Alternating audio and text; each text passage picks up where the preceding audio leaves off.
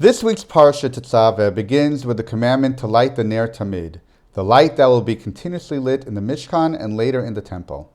The Parsha primarily deals with the Kohen's trappings and functioning in the Mishkan. Of all the things that could start off this topic, why does the Torah specifically start with lighting the Ner Tamid? What was the purpose of a Ner Tamid? As its name tells us, it was a light or a lamp that was continuously lit. But why should there be this eternal lamp? To start with, Chazal compare the building of the Mishkan to creation. The major act of creation on the first day was God creating light. Since the Mishkan is compared to creation, that means that when describing the making of the Mishkan, the first thing or one of the first things should also be about light. This is true in the previous Parsha Truma, which describes the Mishkan and its vessels. There too, light is at the beginning. First, the light of the Torah as represented by the Aron, and then actual light as represented by the menorah. This is also true in our Parsha, where it talks about the day-to-day functioning of the Mishkan and its trappings. Here too, this section is prefaced with the creation of light, the light of the Ner Tamid that the Kohen will light as part of his duties. A second purpose for the Ner Tamid was literally to shed light. Human beings need light to be able to see. Outside there might be daylight from the sun and light from the moon and stars. But inside, without any source of light, it would be completely dark.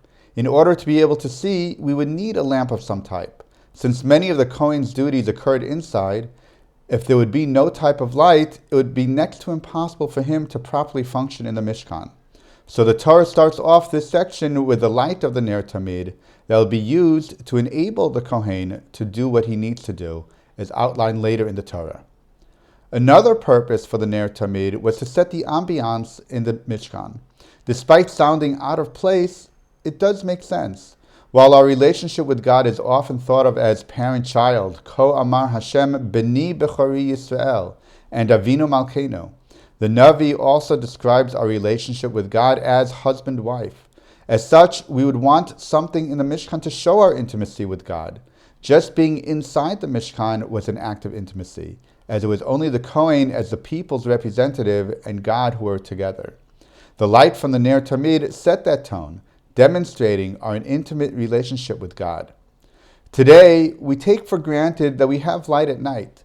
In the modern world, light at night is found throughout most of the built-up world, in the houses and on the streets, wherever and whenever one wants.